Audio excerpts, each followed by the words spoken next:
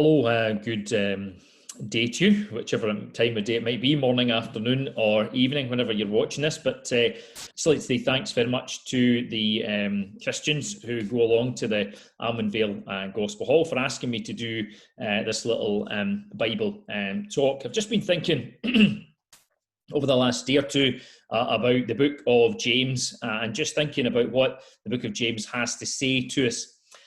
Someone has said that the book of James is very much like the book of Proverbs. It's somewhat disconnected series of pithy statements and instructions that help us. And they're very practical in the way that James lays out for us his instructions. I want to just read with you from the book of James and chapter number 3. So that's James chapter number 3, and just the first part of the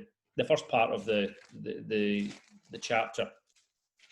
James chapter 3, reading from verse number 1, says this: "My brethren, be not many masters, knowing that we shall receive the greater condemnation. For in many things we offend all. If any man offend not in word, the same is a perfect man, and able to bridle the whole body.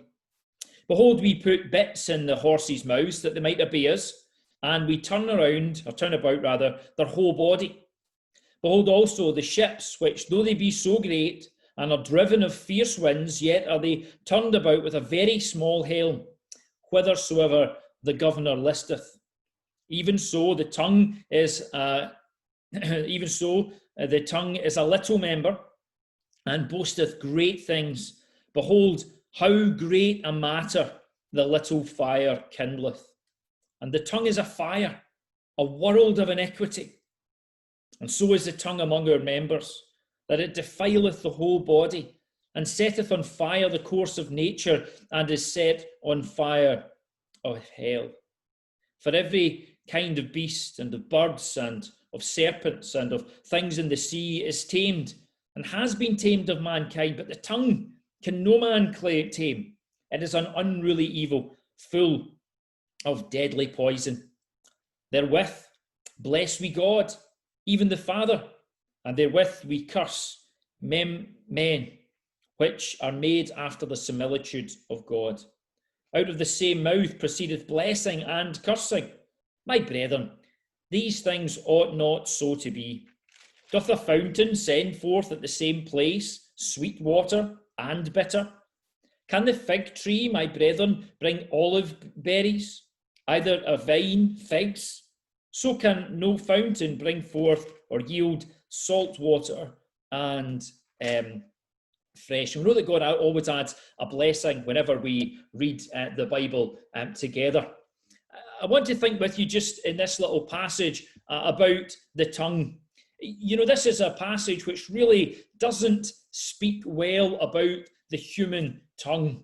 It really absolutely points out to us the real potential danger for the things that we say, not only the things that we think, not only the things that we do, perhaps the things that we think, maybe that'll be just between you and God.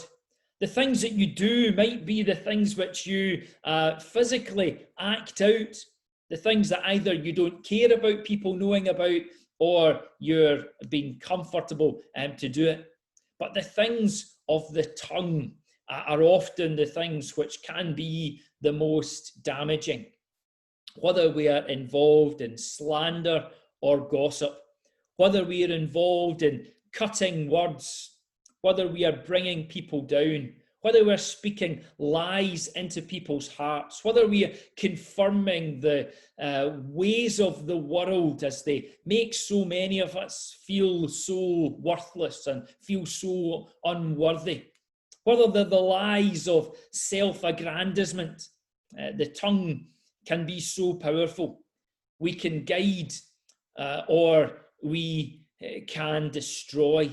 We can help or we can hinder. We can bind up or we can cut asunder. And we do all of that with the power of our tongue. In the book of Proverbs, the Bible says that there is a type of speaking that is like the piercing of a sword. I hope that my words aren't like the piercing of a sword, but it says the tongue of the wise is health. And how good it would be if we have tongues that have been given to us, that they're tongues that would not be used as the piercing of a sword, but rather would be like the tongue of the wise that would bring health. So at the beginning of chapter number 3 of the book of James, he begins to say to us, it's going to be really, really important for those who are teachers, those who are masters or teachers or instructors. The most important thing for the teacher are the words that he uses and the way that he uses those words. James gives a warning against a foolish or youthful or prideful desire to be an instructor or a teacher or a leader in the church, because with that increased responsibility comes a greater accountability, and in the case of failure, the likelihood of a greater condemnation because of the responsibility. It's so important. The words that Bible teachers and preachers and elders and overseers use, they will be held accountable, not only for the actions that they do, but also for the words that they speak. Words spoken in counselling, words spoken from platforms, words spoken in homes will all be held accountable. And so he says, don't be rushing to be a teacher or a leader or an instructor, because the words that you speak, the way that you speak them, will perhaps put you at greater likelihood of condemnation, criticism, and indeed perhaps even the displeasure of God. We must be very careful in the way that we use our words. Verse number 2 says, for in many things we offend all, for in much it is possible for us to err or to fail or to sin in anything and in everything. Offending God, offending other people in many different ways is common. And perhaps the most common way for us to offend or to fail is in the words that we use. He says, if anyone doesn't sin, doesn't fail, doesn't err in the words that they use, then they are a mature man, they are or woman, someone who has come to not to completion, but to maturity.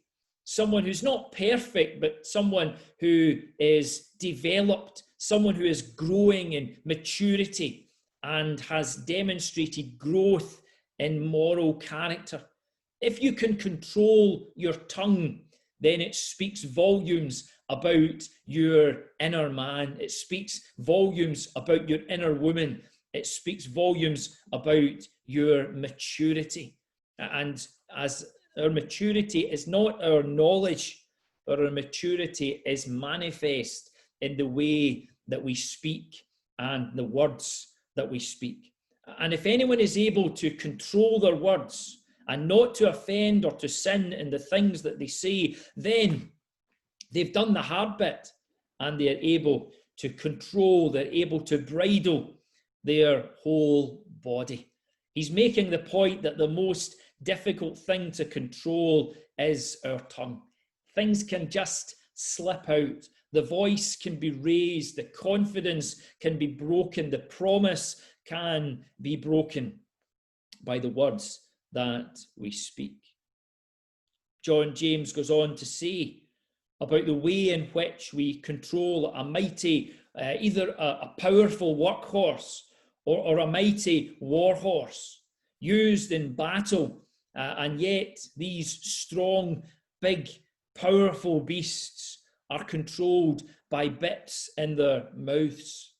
The Bible speaks not only about the bit or the bridle, but the whole harness that controls the head. And really, in controlling the head and controlling the mind, we control the whole of that powerful beast. Those big horses. The Romans would use the frenum lupatum, a piece of apparatus within the mouth that would control those animals and use them, whether it would be in battle or in agriculture. And at times, that little bit could be harsh, it could be sharp, it could be jagged, it could be used to prick the inside of the bars of the horse's mouth and thus control the whole thing. In the same sense, the head and the bridle controls the whole body. And therefore we need to ensure that our head is not being guided by our own selfish desires, our own sinful behaviours, but rather that we are being guided by the Holy Spirit of God and not letting our tongue run loose, not letting our, someone has said, open your mouth and let your belly rumble. That's not the way you would control a big, powerful war horse. You wouldn't win very many battles that way. That's not the way that you would plough a furrow with a big Clydesdale horse. No, it's led, it's guided, it's schooled, it's disciplined, it's trained, it's corrected. And when it does that, then it's used for benefit. Its power is harnessed, and it's used for the good of the general or the good of the farmer. In a similar way, that little bit in the horse controls the horse, and we have to learn to control our tongues. He says not only do we have the analogy of the horse's mouth, but we also have the analogy of the ship. The ship which, even though it was mighty and great, and even though it was a vast seagoing entity, and yet it was driven about by fierce winds. Hard and tough and severe and harsh winds might blow the vast ship, and yet it is all controlled by two very small helms. And those two paddle rudders, one on each quarter, acting as a kind of rowlock through a porthole, would guide the massive ship through the storms and through the winds. And what an amazing thing to think that the helmsman is the person who controls it. He's the governor, it's translated in the King James. He's a helmsman. He is the one who controls it. And he is the one who guides that massive ship as it makes its way through the seas, as it makes its way through the storms. And it's just that little paddle rudder, possibly one on either side. And in James, it's singular, because the helmsman would just take that paddle and he would guide the ship through a straight course. Again, if we're going to navigate the storms of life, if we are going to navigate a straight path, then it's important that there's a good helmsman, not only controlling the large horse, but also guiding the ship through the storms of life. And how does he do that? He does that just with that small rudder, that small helm that guides the great ship. And he is the one who controls it. And that reminds us of how important it is that not only is that bit controlling the mouth and the head of the horse, but there is a helmsman who is steering a straight path, taking the rudder and controlling the great ship. How important it is as Bible teachers, as all of us who have tongues, that we use our heads and our tongues for the good of others and not for their detriment. Verse number 5, he says, even so, the tongue is a little member, just like that bit between the teeth, just like that helm that could guide one way or other, could either guide the horse into death or could guide it to victory, could guide the ship through the storm or onto the rocks. So too the tongue, it's just a little member. It's the smallest of one of the smallest of our organs, and yet it boasts great things. So much trouble is caused by such a small part of us. The tongue boasts great things. The tongue with grandiosity, with arrogance, with egotism. The tongue speaks for himself and affects great things. He says, for example, look and see, think about what a great matter, what great trouble has been caused by a little fire. Think of the baker who burnt his loaves in the Great Fire of London. Think of the stable where the gas lamp was knocked over in the stable outside the wooden city of Chicago. Great cities have been razed to the ground by just a little fire. Earlier on in the year, of course, we saw the scenes in Australia where lives were lost, where vast areas, many hundreds of thousands of acres were destroyed by just what began, each of them as a little fire. The tongue is a little fire, and yet what a great matter it sets on fire. James goes on to speak about the tongue as not only is it a little member, not only is it a member that boasts great things, grandiose arrogance and egotism, but the tongue, it is a fire. The fire should be there. Fire has great potential. Fire has the potential to warm and the potential to light, the potential to protect, the potential to purify, the potential to mold and manufacture, the potential to cook. But also fire has the potential, uncontrolled and unrestrained, to consume, to destroy, to cause injury, and to cause unimaginable pain, and even to bring death. Isn't that so true when we think about the tongue?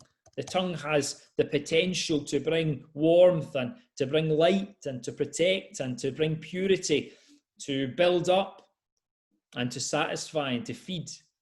It also has the potential to bring, to consume, to destroy, to injure, to cause pain, and even to bring death. The tongue is a fire. The tongue is a whole world, all kinds of sin.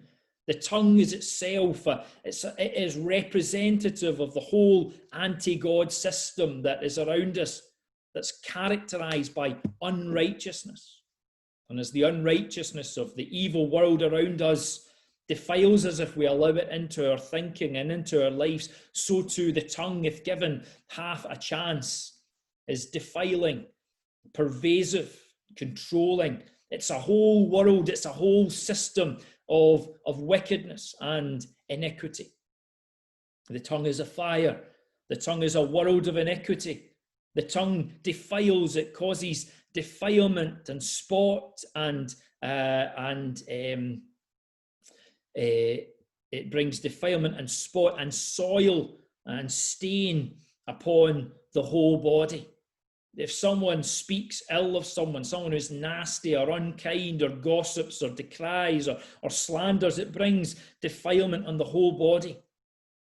And it says it sets on fire.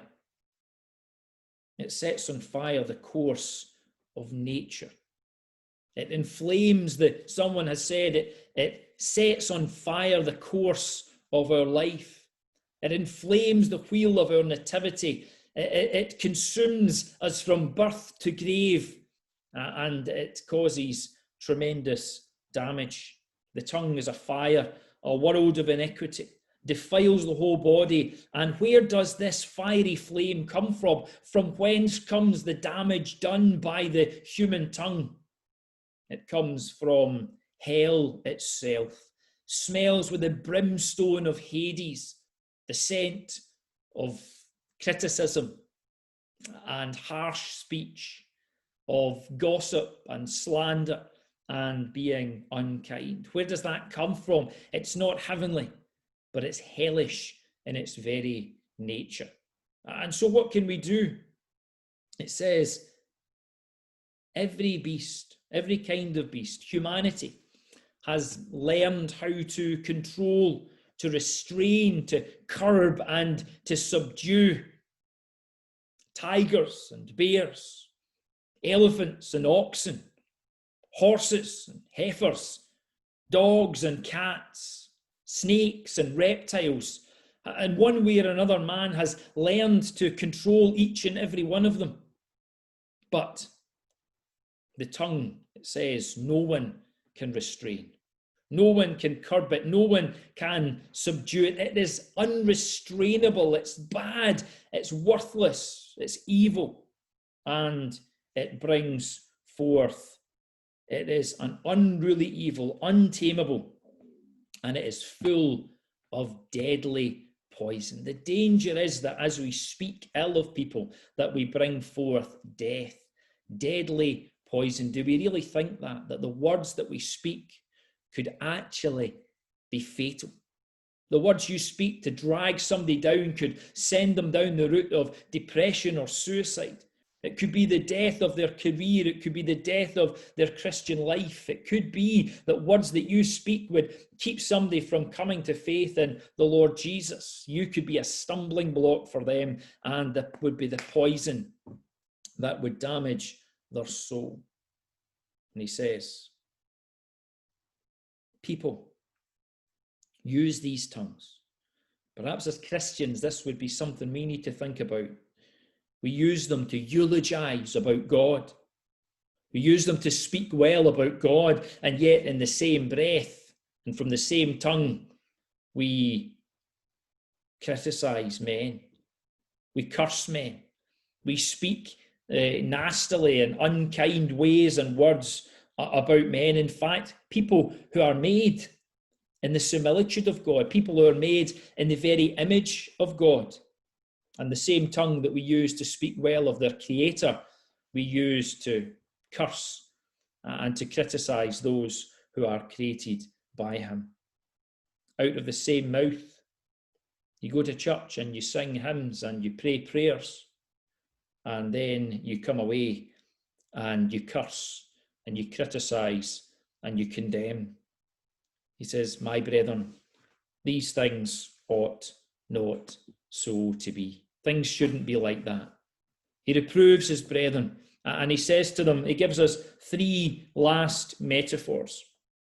He says, does a fountain, does the source of living water, does it bring forth that which is acrid, that which is acidic, that which is bitter, and at the same time bring forth that which is sweet and fresh? What about my words? What about your words? Are my words acidic? Are they acrid? Are they bitter? Are they harsh? Or do I speak out of the well of living water that springs up? Do I bring forth sweetness and freshness that upbuilds and strengthens? Can a fig tree give olive berries? These are two different species of trees. Can a vine that brings grapes, does that bring figs? Can a fountain bring both salt water out of the sea and fresh water? Of course not. How inconsistent it is of us as Christians. By the fruits we shall know them. And one of the fruits of our lives will be whether we are bringing forth the sweet fruit that strengthens and encourages and helps, that brings pleasure, that brings strength, that brings sustenance. Drinking the water of life from our words so that people are helped, so that people are refreshed. I think it was Onesiphorus, for he oft refreshed me. And so as Christians, we have to use our tongues, our words, to bring forth sweet water, to feed people with figs and with grapes and with fresh water rather than salt water. Salt water that, although it just looks the same, ultimately it doesn't bring any benefit. You can't drink salt water. Proverbs chapter 18, verse number 21 says this: death and life are in the power of the tongue, and they that love it shall eat the fruit thereof. Death and life are in the power of the tongue. We hope that the words that we speak would bring life and that the fruit of that would bring help and healing to others. There is the type of speaking that is like the piercing of a sword, but the tongue of the wise is health. Let's speak with words that bring health. Let's speak with words that bring good fruit. It says, he that would love life and see good days, let him refrain his tongue from evil and his lips from speaking guile. Let no corrupt communication come out of your mouth, but rather speak words which are good to the use of building up and edifying, so that it might minister grace to the hearers. And so we've thought a bit in this short video about what it is to know the tongue, and to use the tongue, to use it well, to see the danger that it has, but rather to use the tongue to control the whole body and to bring fruit and to bring help and to bring healing to those that we speak to. I do hope that God blesses you for watching, taking the time to watch this video, and we look and if you have any questions about what's been said, feel free to get in touch with the Christians who meet at the Almondvale Gospel Hall. They'll be happy to speak to you about it. God bless.